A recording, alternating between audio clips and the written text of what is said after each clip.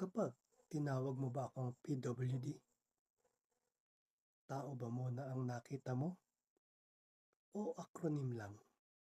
Ang usaping ito ay bahagi ng Person First Language, isang prinsipyo mula sa United Nations Convention on the Rights of Persons with Disabilities o UNCRPD na ina-adapt at isinusulong na rin sa Pilipinas para maging gabay sa pangaraw-araw na komunikasyon. Ang Person First Language ay malinaw ang mensahe. Tao muna bago ang kondisyon o kapansanan.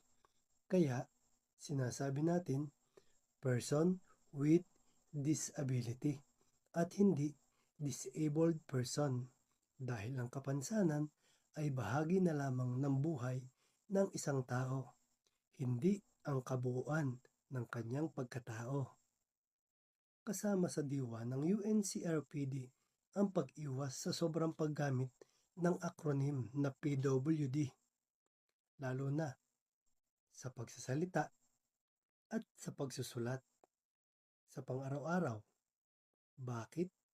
Dahil kapag acronym na lang, nabubura na ang pagkatao, nagiging label, nagiging kategory, at minsan nagiging dahilan ng distansya. May tamang lugar ang acronym na PWD tulad ng legal documents, statistical data, at official policies.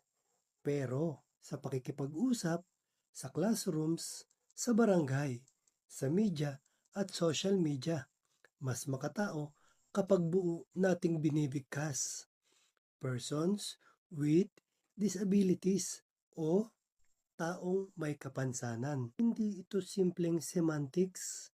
Ang wika ay may kapangyarihan. Ito ang humuhubog ng kultura, polisiya, at kung paano natin tinatrato ang kapwa. Kapag inuuna natin ang tao sa salita, mas nagiging inklusibo ang ating kilos. Kung gusto natin ng tunay na inklusyon, magsimula tayo sa tamang wika.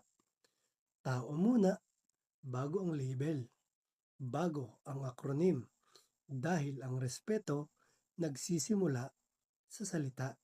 Kung gusto mo ng malinaw, patas, at makataong paliwanag, follow Boss Lekem. Nagbibigay ng inspirasyon, pag-asa,